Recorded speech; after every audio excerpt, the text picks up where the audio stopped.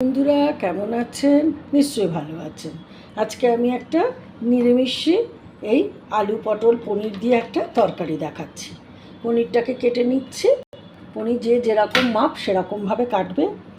আমার কাছে বাজারের কেনা পনির আছে, আপনাদের কাছে যেরকম থাকবে সেই রকম করবেন।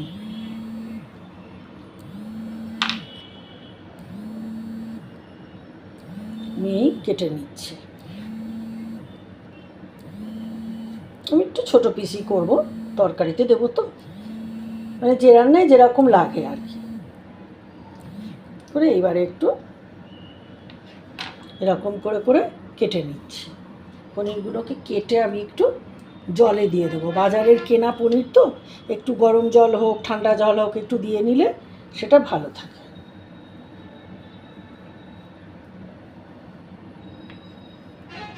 এরকমভাবে কেটে নিচ্ছি মাছ চালা করে, যার যেরকম লাগবে। মাপটা আমি বলে দিতে পারি না কখনোই, যার যতটা লাগবে সেই হিসেবে সে কাটবে। হয়ে গেল আমার পনির কাটা। এইবারে আমি পটল ছিলে নেব। পটল আমি ওই ঘরোয়া পটল মতন করবো, যে ওই পুরো ছাড়াবো না, ওই একটু রাখবো একটু ছাড়াবো, ওই রকমভাবে পটলটা কেটে নেব। আগে গাটা ছালিয়ে নিয়ে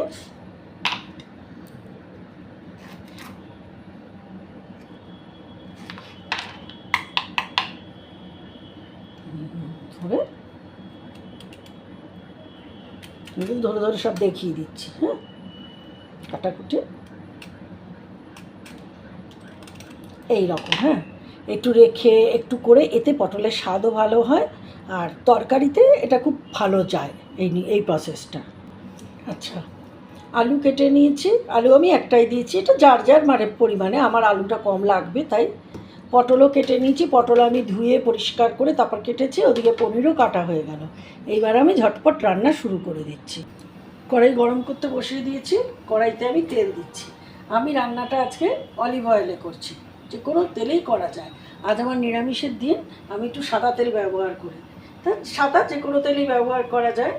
আমি একটু আন্দাজ করে তেল দিলাম, খুব একটা তেল মশলা না, খুব কম তেলের রান্না দেখবেন। ব্যাস, এই অল্প তেল দিলাম, খুব কম তেলে রান্নাটা হয়ে যাবে, কিন্তু খুব ভালো হয় রান্নাটা।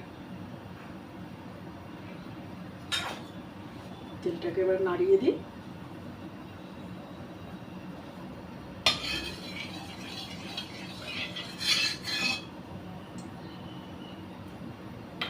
এবারে তেলটাতে আমি আলু ভেজে নেব, পটল ভেজে নেব। আলু দিয়ে দিলাম।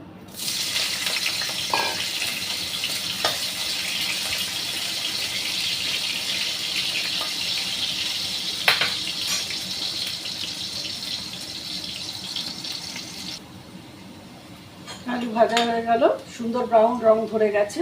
আলু তুলে নিচ্ছি, সুন্দর করে ভেজে নিলাম। এবার পটলটা ভাজবো। জল আছে ছটপট করতে।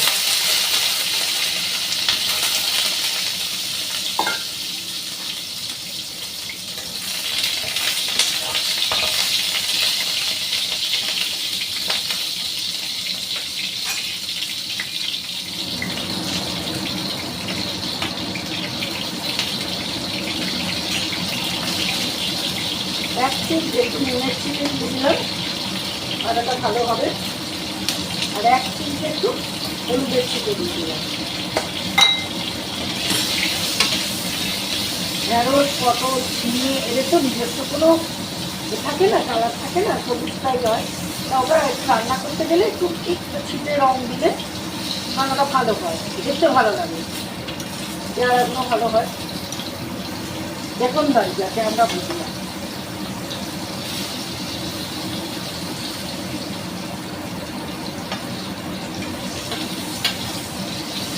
ভালো করে ভেজে নিচ্ছি। পটলেরও রং ধরে গেছে, ভাজা হয়ে গেছে, তুলে নিচ্ছি।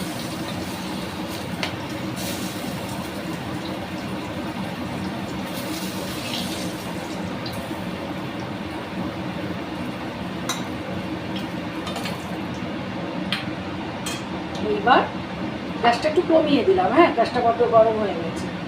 ওই তেলে আমি একটু জিরে ফোড়ন দেবো, এই ছোটো চামচের হাফ চামচ জিরে ফোড়ন দিলাম।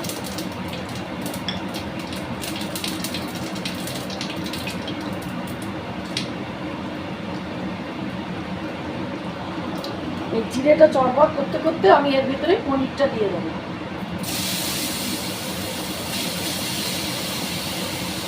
পনিরে একটা জিরের গন্ধ আছে, চাইলে আপনারা এর সাথে কাঁচা লঙ্কা কুচি দিতে পারেন, কোনো অসুবিধা নেই। নেড়ে নেবে, আমি কিন্তু তেল একদমই ব্যবহার করবো, ওই কিছু তেলেই। ধরুন কত বড় 2 চামচ 2 টেবিল স্পুন তেল দিয়েছিলাম, তাইতেই সবটা করছি। এইরকম যখন হলো আমি গ্যাসটা একটু কমিয়ে রেখে দিয়েছি, ঠিক আছে। এইখানে এবার আমি একটা পেস্ট তুলে দিয়ে দেবো। আমার কাছে এই 4 চামচের 2 চামচ টক দই আছে, টকটা একদম ফ্রেশ, বেশি টক না। এর মধ্যে আমি কিছু মেশাচ্ছি। প্রথমে মেশাবো এই ছোটো চামচে কম কম করে চিনি, যেটা যার যেমন মাপ। আমি একটু দিই, বিশেষ করে নিরামিষ রান্নায় তো দেবো, তাই একটু চিনি দিলাম। আর নিচ্ছি, সব নিরামিষ রান্নায় যায়, তাই এই হাফ চামচ ভর্তি করে প্রায় 1 চামচের কাছে আদা বাটা। আর দেবো মশলা, হলুদ, ধনের গুঁড়ো 1.5 চামচ উবু বেশি করে, আর দেবো ঝাল শুকনো লঙ্কার গুঁড়ো, নুন, এই দিয়ে দিলাম ওপরে। দিয়ে ওই এটাকে চিনি আর আদা দিয়ে ভালো করে এটা মিশিয়ে নিচ্ছি।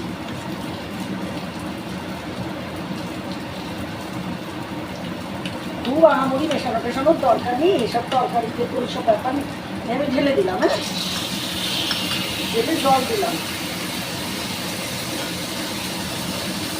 বাসনটা ধুয়ে জল দিলাম,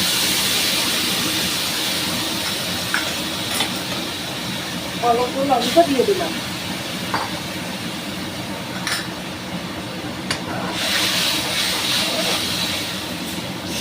কষে নেব।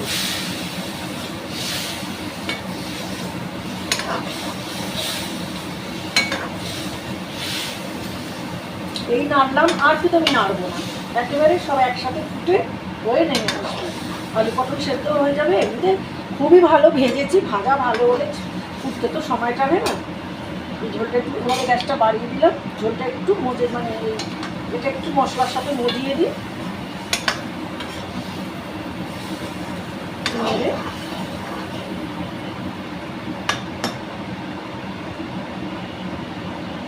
আপনারা এটা বানাবেন, হ্যাঁ, দেখুন খুব কম তেল, একদম অল্প ঘরোয়া মশলা, মশলারও কোনো প্রাধান্য নেই, আর খুবই পুষ্টিকর রান্না, যে কেউ করতে পারেন, খেতে পারেন, ডায়েট সচেতন তারা খেতে পারে,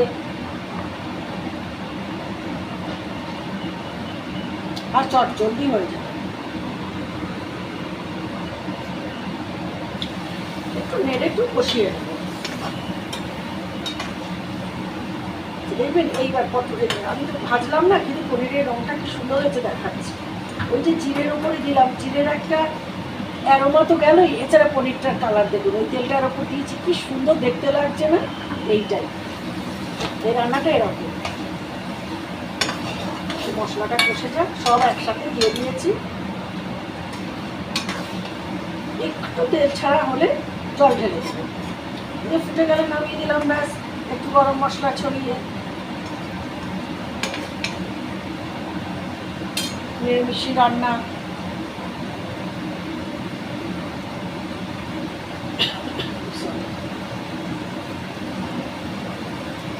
মশলা কষে গেছে, সাইড দিয়ে দেখা যাচ্ছে তেল চলে আসছে, আমি এই সময় জল দিয়ে দিচ্ছি।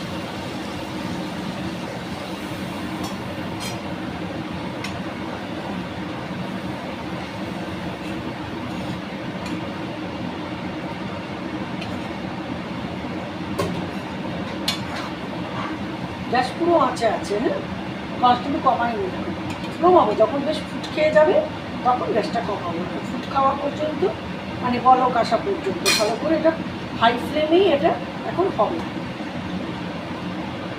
জলটা একটু বুঝে শুনে দিতে হবে।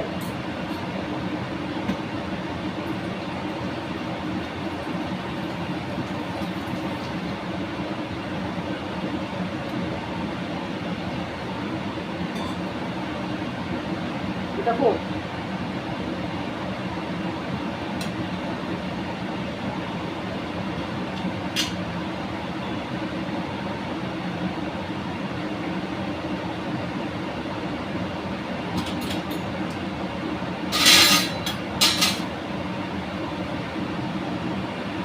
আচ্ছা, এটা ঢাকা দিয়ে ফুটতে দিয়েছি। এখন যেহেতু এটা ভেতরে চলে এসছে ভালো মতন, এই যে এই এসে গেছে, ফুট এসে গেছে, বলক এসে গেছে, তাই এখন আমি একটু মিডিয়াম টু লো মানে মাঝারি করে নিচের দিকে আঁচটা নামিয়ে দিলাম। হ্যাঁ, আঁচটা নামিয়ে দিলাম। এবার এটা একটু হোক, একটু গা মাখার দিকে হবে, ঝোল থাকবে। এইবার ঢাকা খুলছি, মনে হয় হয়ে গেছে। বাহ, কি সুন্দর হয়েছে। দেখি পটল কি সুন্দর নরম হয়ে গেছে। আলুও কেটে নরম হয়ে গেছে। এখন গ্যাস বন্ধ করে দেবো। দেখুন কি সুন্দর পনির একসাথে দিয়েছি, পনির এরকম আছে, একটুও কিছু হয়নি। ওদিকে আলু এরকম ভেঙে গেছে, একদম নরম হয়ে গেছে। এটা না খুব ঘেটে পেকে ওই যে রান্না সেটা নয় কিন্তু, হ্যাঁ, একটু এরকম দেখতে সুন্দর লাগবে, এরকম লাগবে। এবার এর মধ্যে একটুখানি বাই চয়েস আমি একটু নিরামিষ রান্না দিচ্ছি, একটুখানি ঘি দিচ্ছি, এটা বাই চয়েস। যারা এরা পুরোপুরি হেলদি চাইবে তারা নাও দিতে পারে, যদিও আজকাল ঘিটাকে ডাক্তাররা হেলদির মধ্যেই ধরছে। হলো আর দেবো একটুখানি অল্প একটু গরম মশলা দেবো। এটা হচ্ছে সবজির পরিমাণের ওপর, বেশি সবজি করে তো বেশি দিতেই যাবে না। আমি গ্যাসটা বন্ধ করে দেবো। দেখুন কীরকম লাগছে, একটু নেড়ে দিই, একটু এরকম ঝোলটাও থাকবে একটু তাতে। এটা যে কোনো জিনিসের সাথে খাওয়া যাবে, রুটি, পরোটা, ভাত, সব কিছুর সাথে। একটা তরকারি না, নিরামিষি তরকারি আমরা যেটা বলি, একটা তরকারি, পনিরও রইল, পটল আলু সব। একটা কথা, আপনারা পুরো ভিডিওটা দেখবেন, প্লিজ স্কিপ করে করে দেখবেন না। আর আমাকে লাইক করবেন, শেয়ার করবেন, সাবস্ক্রাইব করবেন, মতামত দেবেন, যা আপনাদের ইচ্ছে সেই রকম মতামত দেবেন। এইবার আমি রান্নাটা আস্তে আস্তে তুলছি।